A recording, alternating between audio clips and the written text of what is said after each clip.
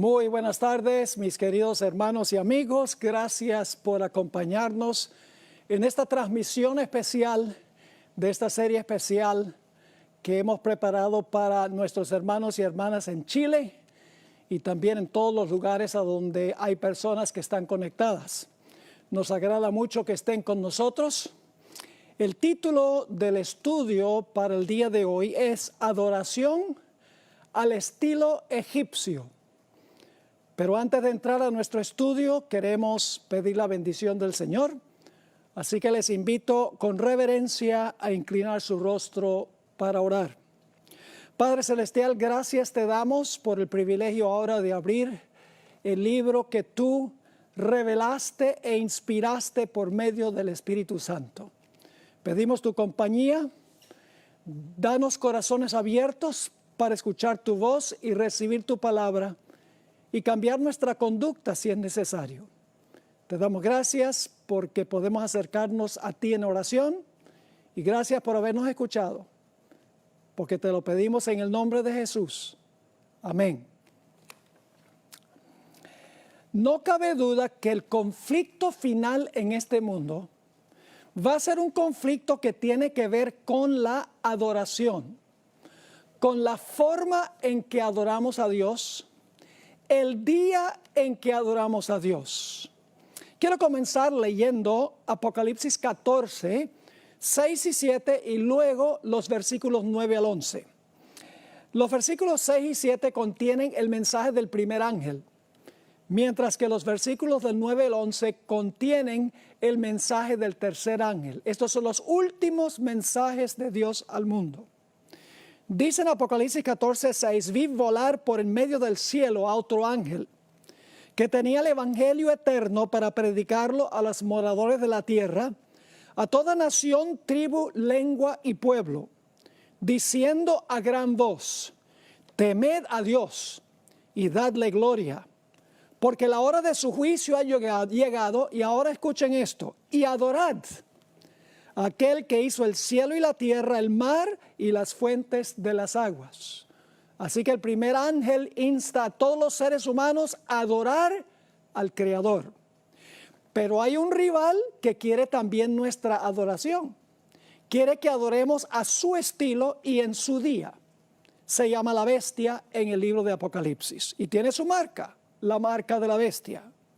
El versículo 9 dice lo siguiente: y el tercer ángel los siguió a los primeros dos, diciendo a gran voz, si alguno adora, ahí está la palabra clave otra vez, si alguno adora a la bestia y a su imagen, y recibe la marca en su frente o en su mano, él también beberá del vino de la ira de Dios, que ha sido vaciado puro en el cáliz de su ira, y será atormentado con fuego y azufre delante de los santos ángeles y del Cordero.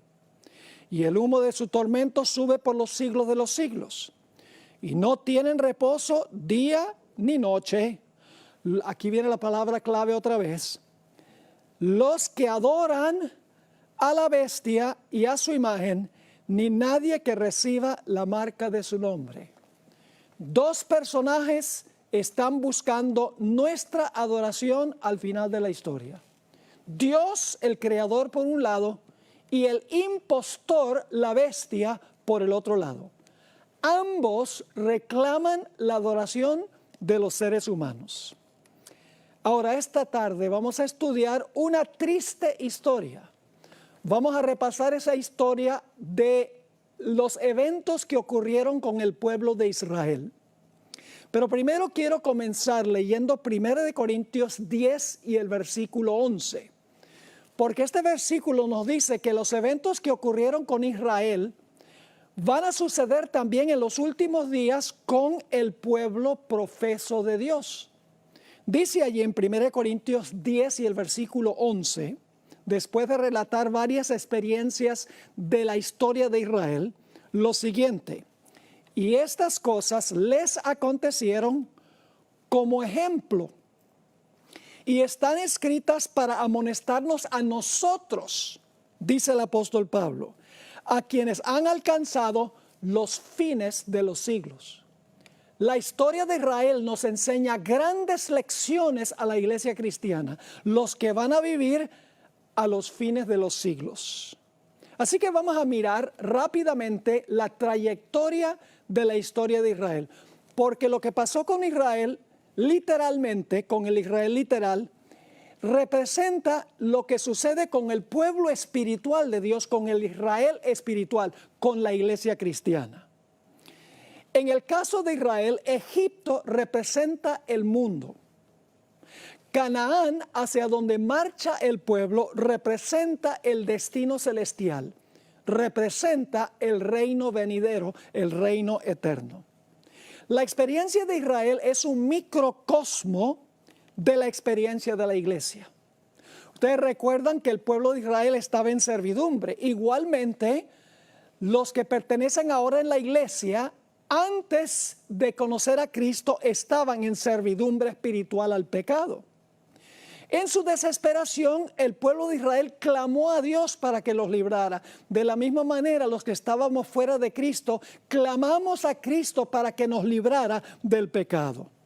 Dios escuchó el clamor del pueblo de Israel y Dios escuchó el clamor de aquellos que se apartaron de las tinieblas a la luz admirable, de aquellos que aceptaron a Cristo como Salvador personal. Así como Dios obró maravillas y milagros para librar a Israel, Dios ha hecho milagros y maravillas en la historia de la iglesia cristiana también para librar a los fieles de Dios. La señal de liberación del pueblo de Israel fue la sangre del cordero que se colocó en el dintel y en los postes de las puertas de Israel. En nuestro caso representa la sangre del Cordero de Dios que quita el pecado del mundo, la sangre de Cristo Jesús. El pueblo de Israel, después de su redención, fue bautizado. Muy interesante. En 1 Corintios, el capítulo 10 y el versículo 1 al 4, dice que Israel fue bautizado en el Mar Rojo. Es decir, ellos entraron a las aguas, cuando salieron de las aguas en el otro lado, toda su vieja vida quedó enterrada en las aguas, porque todos sus antiguos enemigos murieron sepultados en el Mar Rojo. Pero la historia no termina allí, porque el pueblo de Israel también tenía que cruzar todavía un largo y árido desierto para poder entrar a Canaán, a la tierra prometida. De la misma manera, los que hemos sido redimidos del pecado por la sangre del Cordero, estamos transitando a través del desierto de este mundo hacia la Canaán celestial y afrontamos muchos de los mismos peligros y los problemas que afrontó el pueblo de Israel en su peregrinaje a través del desierto. Ahora, si ustedes fueran a cruzar un desierto, ¿qué provisión harían antes de empezar el viaje?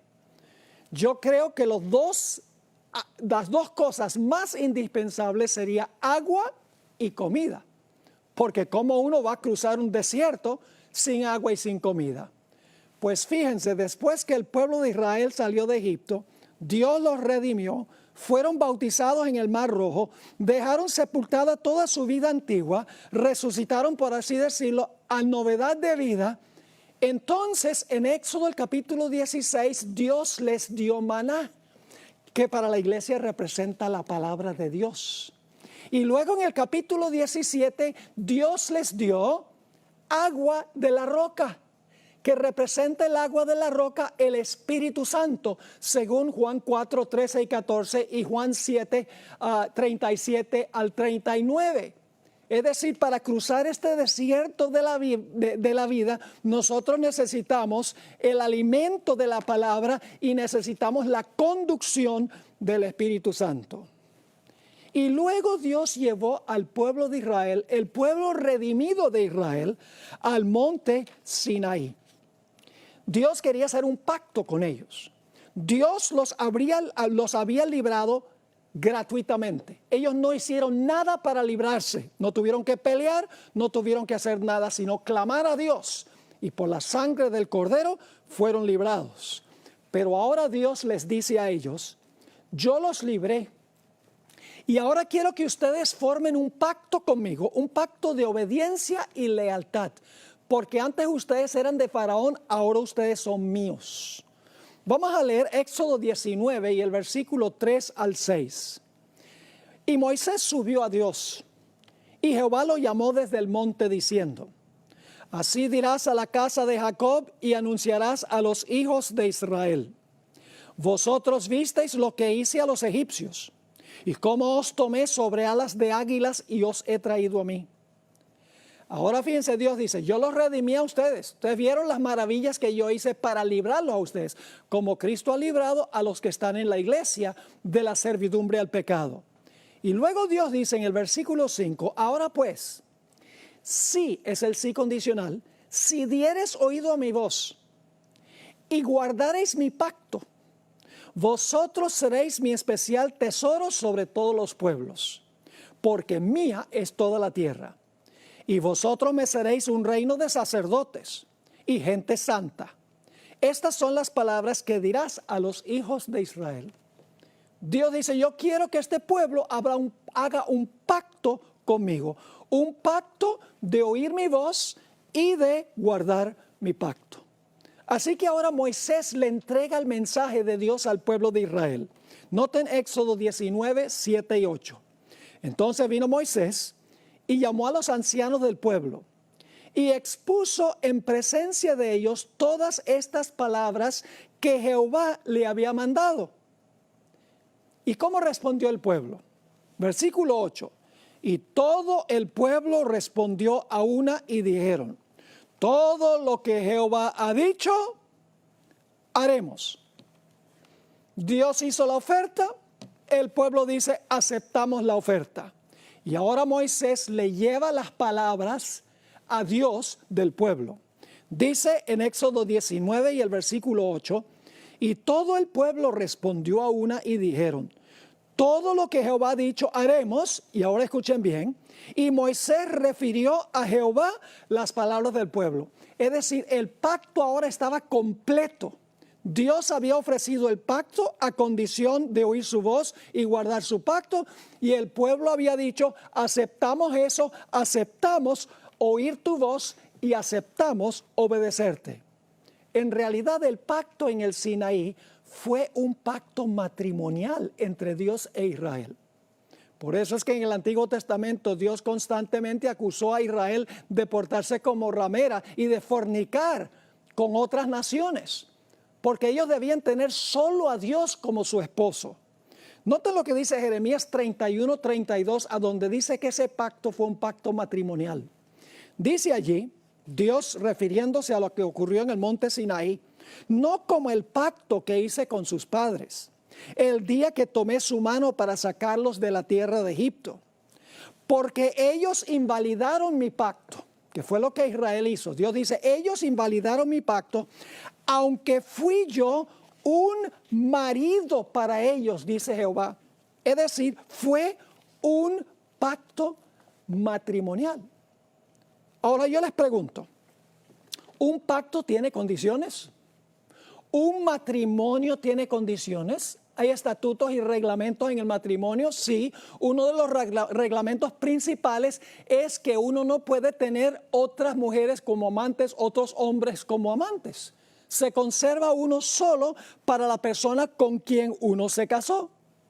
Así que Dios le va a dar a Israel en Éxodo 19 y Éxodo 20, a Israel las condiciones del pacto. Les va a entregar los 10 mandamientos. Ahora, noten que Dios no dice: obedézcanme y los voy a librar de Egipto. No, Dios dice: yo los libré de Egipto, ahora ustedes por gratitud me van a obedecer y van a guardar mis mandamientos. Jesús dijo: si me amáis, guardad mis mandamientos. Es decir, Israel debía amar a Dios porque los libró sin esfuerzo de ellos. Y en respuesta deben haber oído la voz de Jehová y deben haber obedecido el pacto. Noten Éxodo 20 y el versículo 1 y 2. Aquí en realidad comienzan los 10 mandamientos. Generalmente la gente piensa que los 10 mandamientos comienzan donde dice: no tendrás dioses ajenos delante de mí. Pero los 10 mandamientos tienen un prólogo, una motivación para guardar los mandamientos. Dice en Éxodo 20, 1 y 2: y habló Dios todas estas palabras diciendo: yo soy Jehová tu Dios, que te saqué de la tierra de Egipto, de casa de servidumbre. Dios dice, yo los libré a ustedes. Y luego en el siguiente versículo, Dios empieza a dar los 10 mandamientos que son los reglamentos del matrimonio. Ahora, antes Dios dice, ustedes eran de Faraón, pero ahora ustedes son míos. Y cuando Dios terminó de revelar los 10 mandamientos, los habló y los escribió con su propio dedo, le entregó los 10 mandamientos a Moisés. Noten lo que dice Éxodo 31 y el versículo 18. Y dio a Moisés, cuando acabó de hablar con él en el monte Sinaí, 2 tablas del testimonio, tablas de piedra escritas con el dedo de Dios. La fidelidad de la iglesia de Dios en el Antiguo Testamento no duró mucho tiempo. Su obediencia a Dios duró solo unos días. En realidad fue infiel a su pacto matrimonial muy pronto. Noten lo que dice Éxodo 32 y el versículo 1. El siguiente versículo, después que leemos que Dios le dio los 10 mandamientos a Moisés. Dice ahí en Éxodo 32 y el versículo 1. Viendo el pueblo que Moisés tardaba en descender, como la segunda venida de Jesús ha tardado más de lo que nosotros pensamos, dice, viendo el pueblo que Moisés tardaba en descender del monte, se acercaron entonces a Aarón y dijeron, levántate, haznos dioses. Ahora escuchen bien, la palabra Elohim se traduce dioses y también Dios. El plural aparece muy a menudo como singular. Por ejemplo, en Génesis 1:1, en el principio creó Dios. La palabra es Elohim, la misma palabra que está aquí. Así que mejor es decir que la gente estaba diciendo, haznos Dios, que vaya delante de nosotros. Y ahora fíjense qué despectivos eran con su líder. Porque a este Moisés, el varón que nos sacó de la tierra de Egipto, no sabemos qué le haya acontecido, está demasiado demorado. No sabemos qué le pasó a este Moisés, el que nos sacó de la tierra de Egipto. Y luego entonces comienza una rebelión en el campamento, instigada por un grupo que se conoce como la multitud mixta. Permítame leerles una cita sobre la identidad de la multitud mixta. En el libro Patriarcas y Profetas, página 433, dice que esta gente salió con Israel, pero no era de Israel. Dice lo siguiente, la multitud mixta que acompañaba a los israelitas desde Egipto daba continuamente origen a dificultades y tentaciones. Los que la componían decían haber renunciado a la idolatría y profesaban adorar al Dios verdadero. Pero su educación y disciplina anteriores habían moldeado sus hábitos y sus caracteres, de modo que en mayor o menor medida estaban corrompidos por la idolatría y la irreverencia hacia Dios.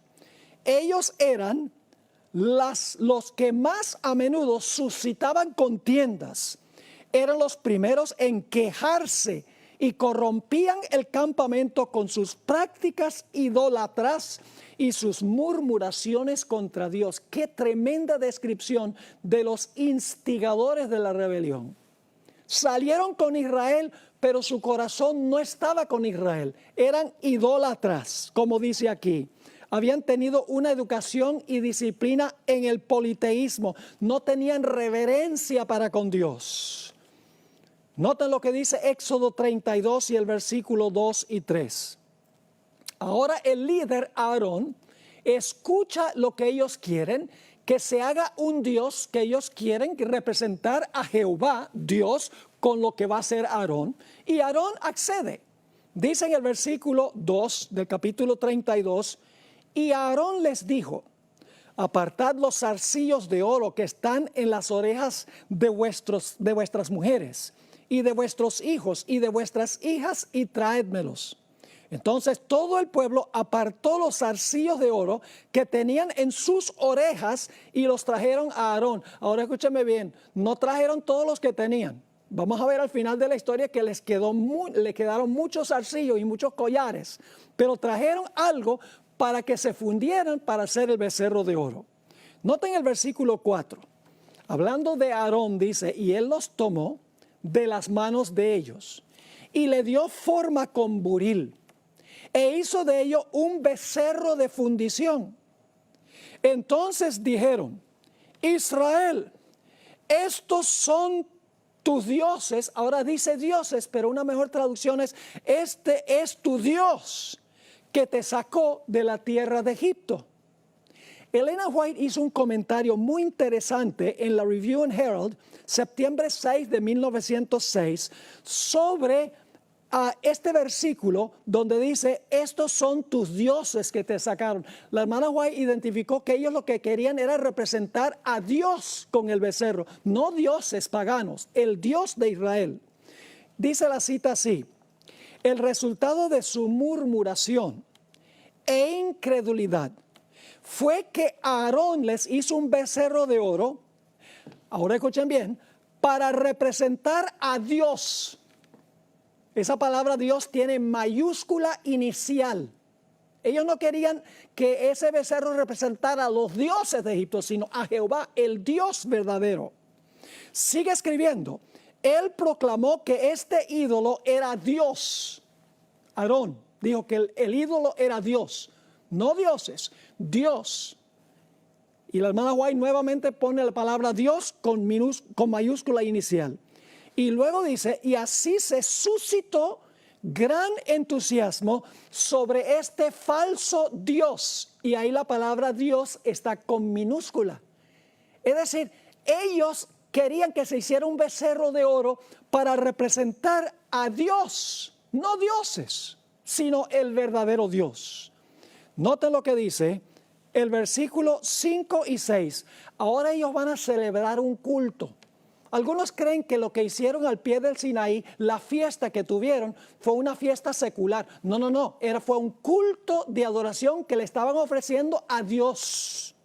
Dice en Éxodo 32, 5 y 6. Y viendo esto a Aarón, edificó un altar delante del becerro. Y pregonó a Aarón y dijo, mañana será fiesta para Jehová. Así que levantan un altar. Dice, mañana va a ser la fiesta para Jehová. Versículo 6. Y al día siguiente madrugaron y ofrecieron holocaustos. Fíjate, este es un culto. Ofrecieron holocaustos y presentaron ofrendas de paz. Y se sentó el pueblo a comer y a beber y se levantó a regocijarse. Y entonces Dios ahora sabe lo que está pasando y Dios está con Moisés allá en el monte y Dios ahora le va a decir algo muy interesante a Moisés. En el versículo 7 dice lo siguiente. Entonces Jehová dijo a Moisés, anda, desciende, porque tu pueblo que sacaste de la tierra de Egipto se ha corrompido.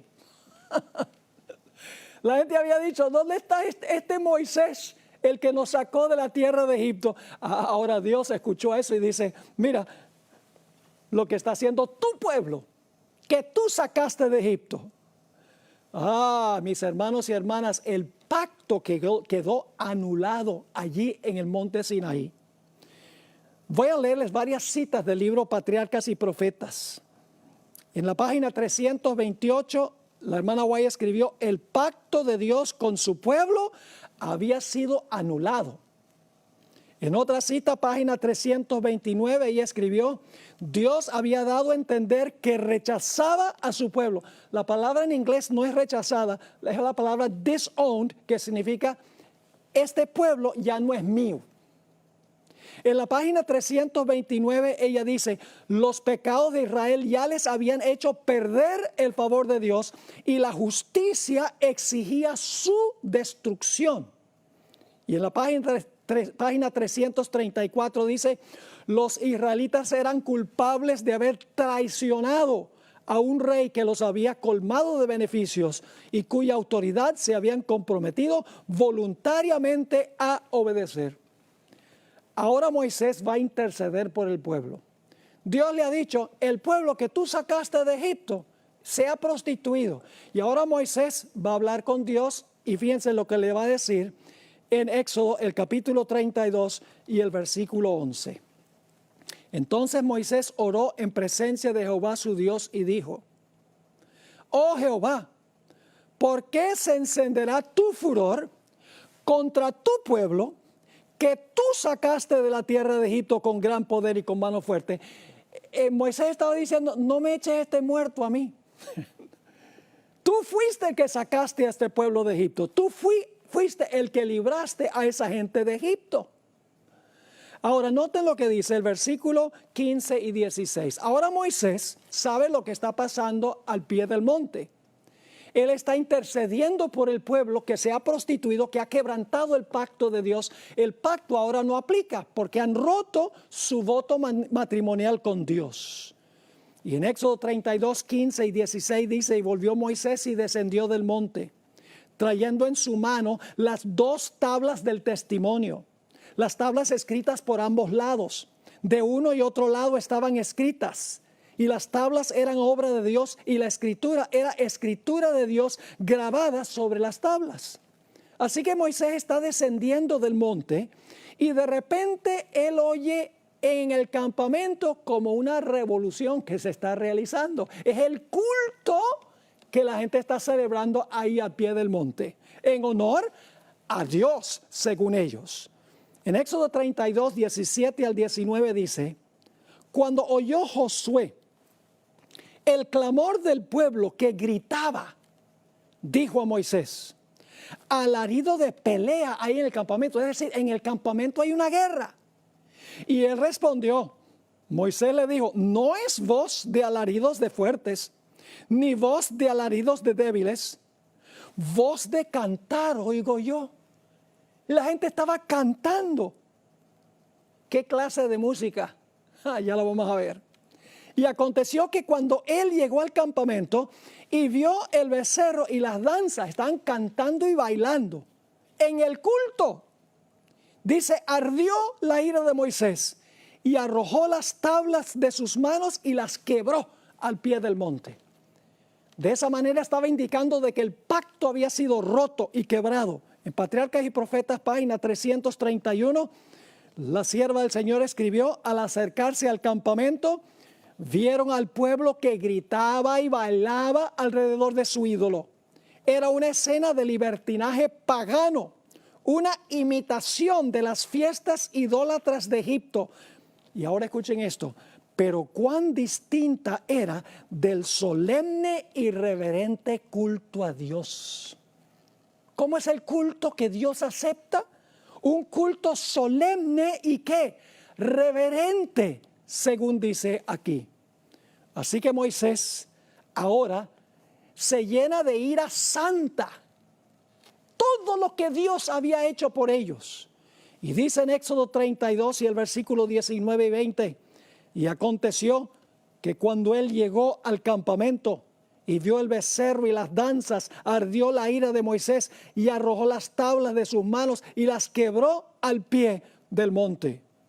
La sierva del Señor escribió en la página 331 de Patriarcas y Profetas para demostrar cuánto aborrecía este crimen. Arrojó al suelo las tablas de piedra que se quebraron a la vista del pueblo, dando a entender en esta forma que así como ellos habían roto su pacto con Dios, así también Dios había roto su pacto con ellos. Ahora hablemos por unos momentos sobre el líder espiritual que había dejado Moisés allí con el pueblo cuando Moisés ascendió al monte. Aarón debería haberse parado y haber dicho: esto está mal, romper los votos matrimoniales, pero era un líder débil. Quería ser políticamente correcto, no estaba dispuesto de pararse en favor de la verdad. En Éxodo 32 y el versículo 21 al 24 dice: y dijo Moisés a Aarón: ¿qué te ha hecho este pueblo? ¿Que has traído sobre él tan gran pecado? Y ahora fíjense lo que va a decir Aarón. Y respondió Aarón: no se enoje, mi señor. Tú conoces al pueblo que se ha inclinado al mal, le está echando la culpa al pueblo, pero él era el líder. Él debería haber tomado medidas para hacer lo que Dios quería que hiciera. Sigue diciendo en el versículo 23, porque me dijeron, haznos dioses que vayan delante de nosotros. Porque a este Moisés, el varón que nos sacó de la tierra de Egipto, no sabemos qué le haya acontecido. Y ahora va a añadir a la debilidad la mentira.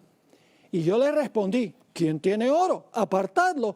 Y me lo dieron y lo eché en el fuego y salió este becerro. Es decir, eché el oro al fuego y el becerro salió saltando del fuego. No había sido así. Dice que lo formó con buril.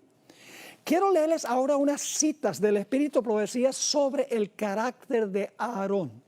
Moisés era un hombre que se paraba en pro de la verdad. No titubeaba. Aunque lo quisieran apedrear, él hacía lo que era correcto. No así con Aarón. Dice en Patriarcas y Profetas, página 327. Aarón reconvino débilmente al pueblo. Y su vacilación y timidez en el momento crítico solo sirvieron para hacerlos más decididos en su propósito. Aarón temió por su propia seguridad y en vez de ponerse noblemente de parte del honor de Dios, cedió a las demandas de la multitud, lo que el pueblo quería. La gente admiró la gentileza y la paciencia de Aarón, pero ni Moisés ni Dios lo vieron así. En Testimonios para la Iglesia, tomo 4, páginas 514 y 515, agrega esto en cuanto a Aarón. Por temor a ofender al pueblo, guardó silencio. No se paró audazmente a favor de Dios, sino que para complacer al pueblo, darle al pueblo lo que ellos querían. Para complacer al pueblo, hizo un becerro de oro. Parecía adormecido ante el incipiente peligro. Aarón podría haber coartado la primera palabra rebelde, pero temía tanto ofender al pueblo que aparentemente se unió con ellos y finalmente lo persuadieron que hiciera un becerro de oro para ellos adorarlo. Y luego Elena White habla sobre la iglesia en el presente. En Patriarcas y Profetas, página 328, ella escribió, y hay todavía Aarones dóciles. Esa no es la mejor traducción de la palabra que usa Elena White, quien escribió en inglés. La palabra en inglés es pliant. Aarones que son pliant. ¿Qué significa esa palabra? Significa plegable, fácilmente influenciado, flexible, algo que se dobla fácilmente, algo que cede fácilmente ante la presión. Eso es lo que dice Elena White. Hay todavía Aarones plegables. Sigue escribiendo que mientras desempeñan cargos de autoridad en la iglesia, ceden a los deseos de los miembros no consagrados y así los incitan al pecado. ¡Wow! Una última cita sobre el carácter de Aarón, Patriarcas y Profetas, página 333. De todos los pecados que Dios castigará, ninguno es más grave ante sus ojos que el de aquellos que animan a otros a cometer el mal. Dios quisiera que sus siervos demuestren su lealtad, reprendiendo fielmente la transgresión, por penoso que sea hacerlo. Aquellos que han recibido el honor de un mandato divino no han de ser débiles y dóciles contemporizadores. No han de perseguir la exaltación propia ni evitar los deberes desagradables, sino que deben realizar la obra de Dios con una fidelidad inflexible.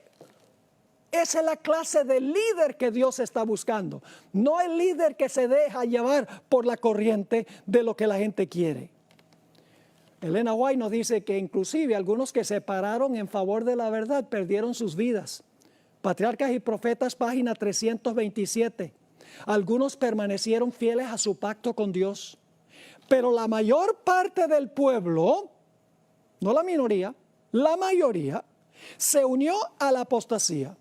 Unos pocos que osaron denunciar la propuesta imagen como idolatría, fueron atacados y maltratados, y en la confusión y alboroto perdieron finalmente la vida. Así que Dios ahora le dice a Moisés, yo voy a destruir a este pueblo y voy a escoger a otro pueblo. Dios no tenía planes de hacer eso, pero Dios quería ver cómo se sentía Moisés en este caso. En Éxodo 32 y el versículo 31 y 31 al 33 dice, entonces volvió Moisés a Jehová y dijo, te ruego pues, este pueblo ha cometido un gran pecado, porque se hicieron dioses, nuevamente debemos ponerlo en singular, porque se hicieron Dios de oro, que perdones ahora su pecado, y si no, ráeme ahora de tu libro que has escrito. Dijo Moisés, mira, si tú no puedes salvar a este pueblo, entonces que perezca yo. La misma actitud que tuvo Jesús. Jesús dijo, estoy dispuesto de morir y sufrir la pérdida eterna con tal de salvar a mi pueblo. Ahora, ¿cómo debía mostrar el pueblo su humildad ante la reprensión de Dios? Éxodo 33 y el versículo 1 al 6 nos dice qué es lo que Dios recomendó que se hiciera o mandó que se hiciera. Dice allí en el versículo 1, Jehová dijo a Moisés, anda, sube de aquí, tú y el pueblo que sacas. Todavía Dios está un poquito, podríamos decir, enfogonado. Dice, y el pueblo que sacaste de la tierra de Egipto, a la tierra de la cual juré a Abraham, Isaac y Jacob, diciendo, a tu descendencia la daré, y yo enviaré delante de ti el ángel, y echaré fuera al cananeo, al amorreo, al eteo, al fereceo, al heveo y al jebuseo, a la tierra que fluye leche y miel. Y ahora Dios les dice a ellos, pero yo no subiré en medio de ti. Es decir, Dios dice, yo no voy a ir con ustedes, porque eres pueblo de dura cerviz, no sea que te consuma en el camino. Y oyendo el pueblo esta mala noticia, que Dios no iba a ir con ellos, vistieron luto y ninguno se puso sus atavíos, ninguno se puso sus joyas. La palabra atavío se refiere a joyas, porque Jehová había dicho a Moisés, fíjense que no se quitaron las joyas porque ellos se les ocurrió la idea, sino porque Dios lo mandó como señal de que ahora iban a ser fieles a Dios, porque Jehová había dicho a Moisés, di a los hijos de Israel, vosotros sois pueblo de dura cerviz, en un momento subiré en medio de ti y te consumiré. Quítate pues ahora tus atavíos, para que yo sepa lo que te he de hacer. Entonces los hijos de Israel se despojaron de sus atavíos desde el monte Horeb, porque las joyas eran señal de arrogancia. Dios dice, quítate las joyas como señal de humillación. Algunos dicen, bueno, pero eso era en el Antiguo Testamento. Ahora estamos en el Nuevo. El Nuevo también dice lo mismo. En 1 Timoteo, el capítulo 2 y el versículo 9 y 10, el apóstol Pablo escribió, asimismo que las mujeres se atavíen de ropa decorosa, con pudor y modestia, no con peinado ostentoso, ni oro, ni perlas, ni vestidos costosos, sino con buenas obras, como corresponde a mujeres que profesan piedad. El apóstol Pedro, el otro gigante del Nuevo Testamento, escribió algo similar en 1 de Pedro 3 y el versículo 3 y 4. Aquí Pedro escribió, vuestro atavío no sea el externo, de peinados ostentosos, de adornos de oro o de vestidos lujosos, sino el interno, el del corazón, en el incorruptible ornato de un espíritu afable y apacible, que es de grande estima delante de Dios. Ahora yo quiero preguntar, ¿será posible que la iglesia remanente al final de la historia afronte una prueba semejante a esta? ¿Será que la música llegará nuevamente a ser un problema en la iglesia al acercarnos a la Canaán celestial? En el año 1898 y 1899, el evangelista S.S. Davis, evangelista adventista, introdujo una herejía que se conoce como la herejía de la carne santificada. Es la idea de que antes que Cristo venga, Dios nos va a dar carne santa y por lo tanto no vamos a poder pecar porque nos va a quitar la naturaleza pecaminosa. Esa es una herejía. Eso pasa es cuando Cristo venga, no antes de que Cristo venga. Pronto los pastores de la Asociación de Indiana, junto con el presidente de la Asociación de Indiana, adoptaron esta herejía. La conferencia general estaba muy preocupada por lo que estaba pasando en Indiana, porque el presidente, el evangelista, muchos pastores habían aceptado esta falsa enseñanza, esta herejía. Y además de eso se escuchaban rumores de que había un estilo de culto problemático. Por lo tanto, la conferencia general mandó a dos pastores de confianza, el pastor Stephen Haskell y el pastor A.J. Breed, como observadores del campestre que se celebró del 13 al 23 de septiembre del año 1900 en la ciudad de Muncie, Indiana. 10 días después, el 10 de octubre del año 1900, el pastor Haskell le escribió a la hermana White sobre el estilo de adoración, específicamente la música y los instrumentos que se usaron. Escribió lo siguiente: había un tambor grande, 2 tamboriles, una viola, 2 violines, una flauta y 2 trompetas que se unieron a un órgano y unas pocas voces. Usan el himnario Garden of Spices, que era un himnario pentecostal usándose en un campestre adventista. Y luego viene esta declaración: y tocan piezas bailables con letra sagrada. ¿Qué estaba pasando en ese campestre? Estaban tocando con esos instrumentos piezas bailables con letra sagrada, entremezclando lo santo con lo común. Ahora, la hermana White explicó que poco antes de cerrarse la puerta de la gracia, otra vez va a surgir en la iglesia adventista este problema. Voy a leerles un par de citas que encontramos. Estas citas están en Mensajes Selectos, tomo 2, empezando en la página 36 en adelante. Escribió ella sobre esta experiencia en Indiana.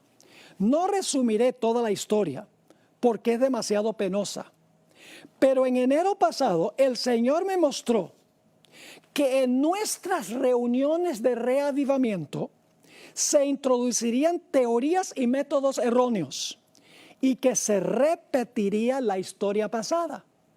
Me sentí angustiada, dice la hermana White. Se me instruyó para que dijera que en esas demostraciones estaban presentes demonios en forma humana que trabajaban con todo el ingenio que Satanás puede emplear para hacer que la verdad resultase ociosa para las personas sensibles. Y debía decir además que el enemigo estaba tratando de disponer las cosas de tal modo que las reuniones de reavivamiento, que han sido el medio de presentar la verdad del tercer ángel ante las multitudes, lleguen a perder su fuerza y su influencia. Y luego viene esta cita.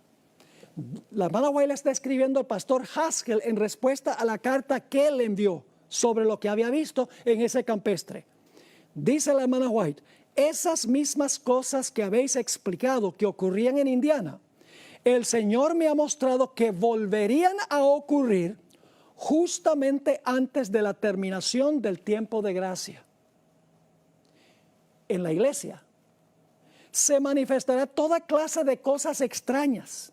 Habrá vocerío, acompañado de tambores, música y danza. El juicio de algunos seres racionales quedará confundido de tal manera que no podrán confiar en él para realizar decisiones correctas, y a esto consideran como la actuación del Espíritu Santo. Mis hermanos y hermanas, déjeme ser explícito. Aquí no estoy criticando a ningún individuo. Sencillamente estoy advirtiendo sobre lo que dijo Elena White que iba a suceder al final de la historia. Lo dijo por inspiración, porque sus escritos son inspirados. Hermanos, la música rock, disco, reggaetón, jazz, hip hop, techno, salsa, merengue, rumba, mambo, y puedo continuar mencionando todos los matices musicales, fueron creados para el mundo secular, para el mundo. Esos matices musicales no fueron creados para el culto, para la iglesia. Y cuando adoptamos esas clases de música, ese estilo de música, lo incorporamos a la iglesia y le ponemos palabras sagradas. Es mezclar lo santo con lo común, que veremos mañana. Es inaceptable ante Dios. Ahora, algunas personas han minimizado lo que pasó en el campestre de Indiana. Y dicen que lo único que criticó Elena G. White fue la falsa enseñanza que se estaba enseñando allá. Que no era el estilo de la música ni el estilo del culto lo que ella criticó. Pero nada de esto, mis hermanos y hermanas, es cierto. Sus comentarios revelan con absoluta claridad que ella no solo se opuso a la falsa teología de la carne santificada, sino que se opuso también al estilo de culto y a la música que se usó allí. Los comentarios de Elena White sobre este campestre se encuentran en Mensajes Selectos, tomo 2, página 36 a la página 45. Si ustedes leen esas páginas, van a encontrar los siguientes puntos principales. Y luego voy a leer algunas citas del Espíritu de Profecía que corroboran los puntos principales que voy a mencionar. Elena White escribió que Satanás usó este estilo de culto para desviar a la gente de la verdad presente y para lograr que el mensaje del tercer ángel perdiera su fuerza y su influencia. También escribió que el Espíritu Santo nunca se manifiesta en ese estilo de culto. Escribió que ese estilo de culto no se necesita para convertir a las almas. Dijo que ese estilo de culto se iba a ver de nuevo, como notamos, en las reuniones de reavivamiento de la iglesia adventista, justamente antes de cerrarse la puerta de la gracia. También escribió que no se debería estimular esta clase de culto. La hermana White no solo criticó la falsa teología que se estaba enseñando, la hermana White también criticó severamente el estilo de culto y específicamente la música que se usó en ese culto. Permítame ahora leerles citas de Elena White que corroboran todos los puntos que acabo de mencionar. Estoy leyendo de esas páginas, página 36 a la página 45, escogiendo algunas partes. Escribió Elena White: el Espíritu Santo nunca se manifiesta en esta forma, mediante ese ruido desconcertante. Esto constituye una invención de Satanás para ocultar sus ingeniosos métodos destinados a tornar ineficaz la pura, sincera, elevadora, ennoblecedora y santificadora verdad para este tiempo. Es mejor no mezclar nunca el culto de Dios con música. Ahora escuchen bien, tiene que ver con la música. Es mejor no mezclar nunca el culto de Dios con música que utilizar instrumentos musicales para realizar la obra que en enero pasado se me mostró que tendría lugar en nuestras reuniones de reavivamiento. Dice que el problema era con la música y la forma como se usaron los instrumentos musicales. Sigue escribiendo: la verdad para este tiempo no necesita nada de eso para convertir a las almas. A veces se usa el argumento, bueno, hay que darle a la gente la música que le gusta. Pero lo que convierte al alma, mis hermanos y hermanas, es la palabra de Dios. La música apoya el mensaje de la palabra de Dios. Así que dice ella, el ruido desconcertante aturde los sentidos y desnaturaliza aquello que, si se condujera en la forma de vida, fíjense que tiene que ver con la forma, si se condujera en la forma de vida, constituiría una bendición. El influjo de los instrumentos satánicos, hay un problema de traducción aquí, no voy a entrar en eso. Los instrumentos satánicos no son instrumentos musicales, son seres humanos que usan los instrumentos. Pero dice ella, el influjo de instrumentos satánicos se une con el estrépito y el vocerío, con lo cual resulta un carnaval. Y a esto se lo denomina la obra del Espíritu Santo. Escribió, no debería estimularse esta clase de culto. No es la herejía, es la clase de culto. Escribió también, no resumiré toda la historia porque es demasiado penosa. Pero en enero pasado el Señor me mostró que en nuestras reuniones de reavivamiento se introducirían teorías y métodos erróneos y que se repetiría la historia pasada. Me sentí angustiada. Se me instruyó para que dijera que en esas demostraciones estaban presentes demonios en forma humana, que trabajaban con todo el ingenio que Satanás puede emplear para hacer que la verdad resultase odiosa para las personas sensibles. Y luego sigue escribiendo, debía decir además que el enemigo estaba tratando de disponer las cosas de tal modo que las reuniones de reavivamiento, que han sido el medio de presentar la verdad del tercer ángel ante las multitudes, lleguen a perder su fuerza y su influencia. El propósito de Satanás era usar la música para que la gente no tuviera interés en el mensaje del tercer ángel, en el mensaje de la verdad presente, porque el culto se debe centrar en el mensaje. La música apoya el mensaje, no el mensaje a la música. Sigue escribiendo Elena White, el Espíritu Santo no tiene nada que ver con ese desorden perturbador y esa varaunda significa desorden, que me fueron mostrados en enero pasado. Satanás trabaja en medio del estruendo y de la confusión producida, escuchen eso, por esta clase de música, no la teología, la música, la cual, si fuera dirigida debidamente, serviría para alabar y glorificar a Dios. El diablo hace que tenga el mismo efecto que la mordedura ponzoñosa de la serpiente. Un día estaba yo presentando un tema sobre la música y vino una persona y me dijo, pero pastor, usted está equivocado cuando dice que el sermón debe ser el centro del culto. Y yo le dije, pero ¿cómo es que estoy errado por decir que el sermón debe ser el centro del culto? Me dijo, si usted mira todas las escenas de adoración en el libro de Apocalipsis, va a encontrar que en esas escenas de adoración no hay ni un solo sermón, es pura alabanza. Por esa razón es que en algunas iglesias se va muchísimo tiempo en la alabanza y luego queda nada más un cortico tiempo para el sermón. Y no lo digo porque me lo dijeron, sino porque soy predicador y tengo esa experiencia. He ido a iglesias a donde se dedica 1 hora a la alabanza y después dicen, pastor, tiene 15 minutos para predicar el sermón. Eso es poner la carreta antes que el caballo, mis hermanos y hermanas. Porque el culto debe centrarse en el sermón. Por eso es que tradicionalmente el púlpito ha estado en el centro de la plataforma. La Iglesia Católica es el altar, porque la teología católica dice que el centro del culto es la misa o la Eucaristía. En muchas iglesias protestantes hoy en día no tienen ni púlpito ni altar, tienen un escenario grande. Están diciendo que ahí el entretenimiento es lo central. Pero en la iglesia adventista el púlpito está en el centro porque la predicación de la palabra es central en el culto adventista.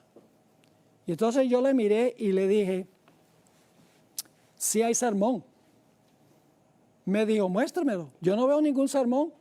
En Apocalipsis 4, Apocalipsis 5, Apocalipsis 19, Apocalipsis 7, hay escenas de adoración y nunca hay un sermón. Yo le dije, el problema es que no te has fijado cuidadosamente en esas escenas de adoración.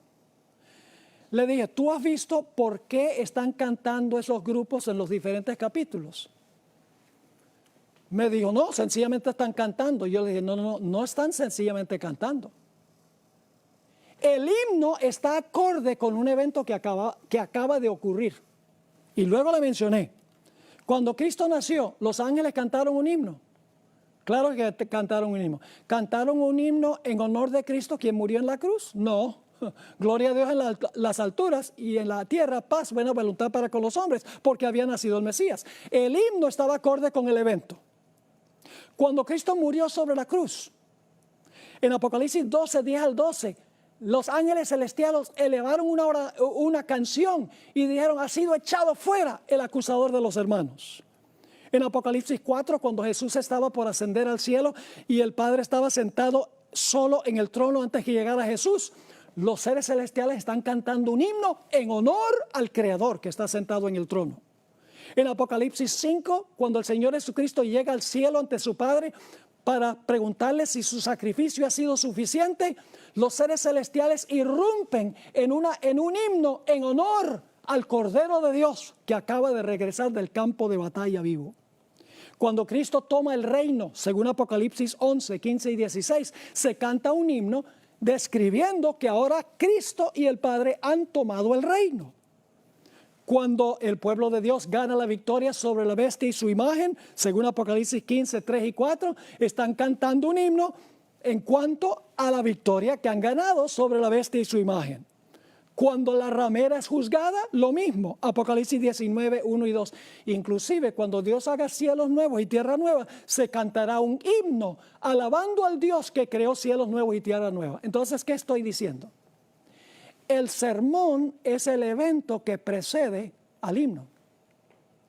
Es decir, que el evento es el sermón.